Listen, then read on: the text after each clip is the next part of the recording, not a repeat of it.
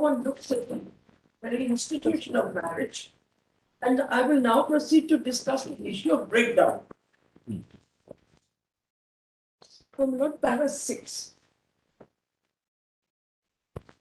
The title is, when can it be said that a marriage is broken down, and what are the legal consequences of the breakdown? From Lord Para 6. Pertinently, almost all statutes dealing with marriage and divorce, as indicated above, do provide cruelty, adultery, desertion to be grounds of divorce. The grounds for divorce are gender neutral, except that the Dissolution of Muslim Marriages Act is available only to Muslim women for historical reasons. Inevitably, when one party files a petition for divorce alleging cruelty, desertion, and any other party, and the other party also levels counter allegations of a similar nature, this is will have some consequences to the outcome of this case. In the ordinary course, without your lordship's deal, reported judgments indicate that almost all cases are cases where there are allegations and counter allegations. They are not cases of the kind that one can say, well, I'm bored with you, or I don't like your face. They're not those kind of cases, because those kind of cases in any jurisdiction of the world are not considered cases of irretrievable breakdown of marriage. It is these kind of cases which come before the court, where the question arises whether a marriage has irretrievably broken down. Your lordship will take judicial notice of that, and I'll point to the judgments. 7. It is submitted that when one of the parties to the marriage alleges cruelty or desertion, and the others, by the other spouse, it is apparent that the marriage, in a sense indicated by this honorable court in Shivashankar, has broken down.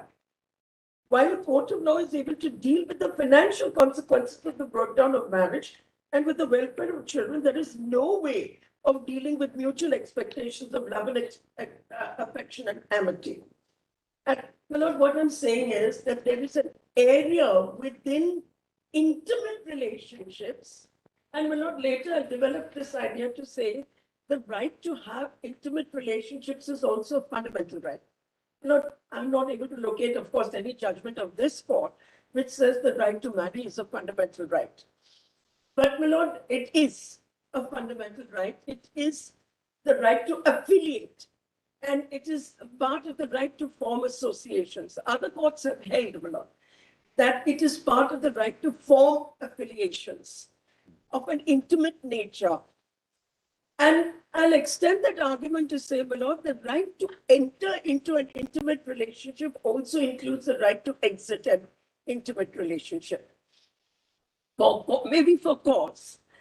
But to unreasonably restrict that right to exit a relationship, my lord, will call into question the validity of the law itself. So, my lord, your lordship will just bear that in mind, that there is an area of personal interaction where courts can hardly interfere. At best, my lord, they can make an effort at reconciliation. That, my lord, undoubtedly, apparently courts have the power and the duty to do that in public interest, to attempt a reconciliation. Whereas financial matters and welfare of the child, my lord, certainly are matters which can be judicially determined and resolved.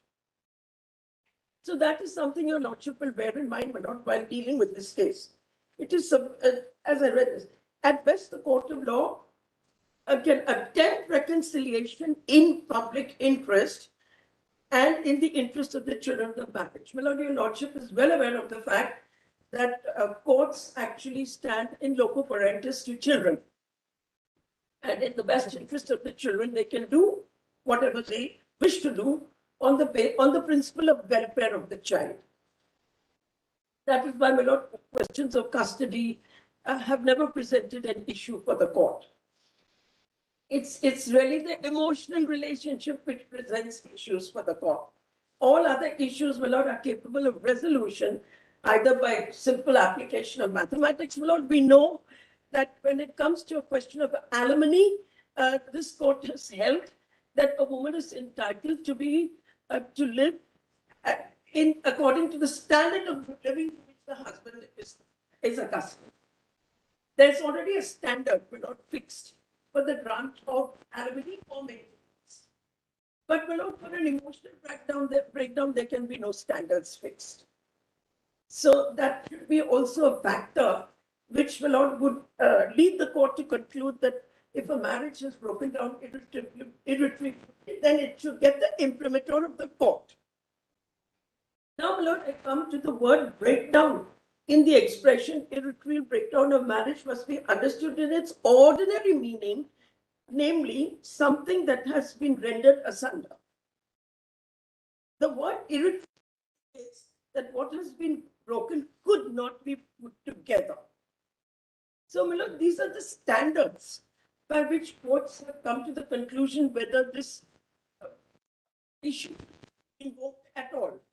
These are the two preconditions, my lord. A multiplicity of factors can lead to the breakdown of marriage, including inter alia, cruelty, adultery, desertion by one or both the parties to the marriage.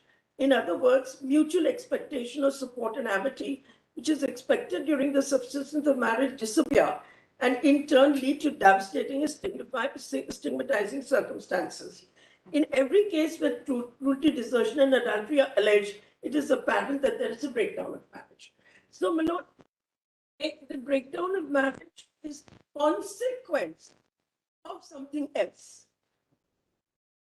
Therefore, my lord, my suggestion is that in permitting divorce on the ground of irretrievable breakdown, it is not as if we are stepping outside the framework of established law. We are very much within the parameters of established law.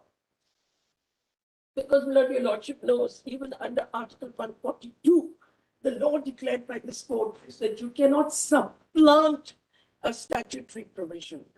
But, my lord, my suggestion is that by doing this, we are not supplanting a statutory provision. We may be supplementing it.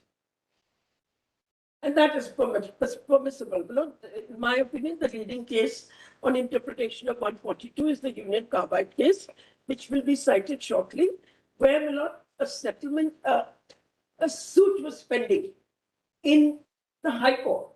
And during the course of an SLP filing in this court, the parties entered into this, meaning thereby the Attorney General of India, representing the Union of India, and my lord, Union, they entered into a settlement.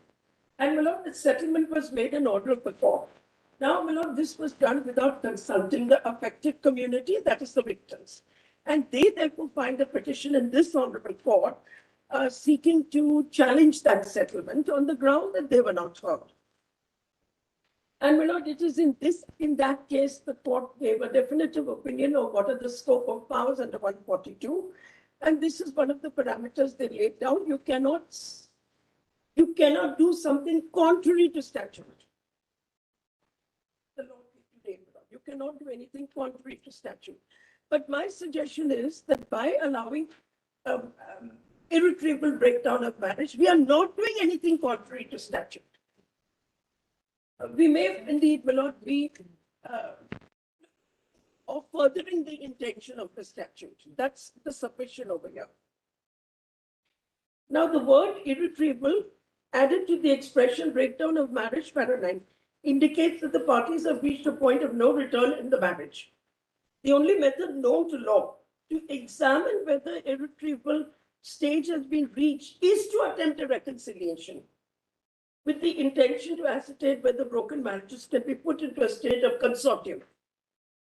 The public policy of law in India, as also in the United Kingdom, is that every effort should be made to ensure that marriage should not be broken, since breakdown affects the economic, social status of the parties and also the children, if any.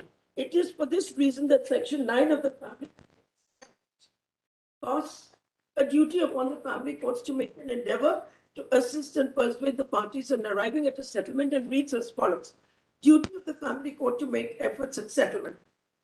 In every suit or proceeding, endeavor shall be made by the family court in the first instance, where it is possible to do so, consistent with the nature and circumstances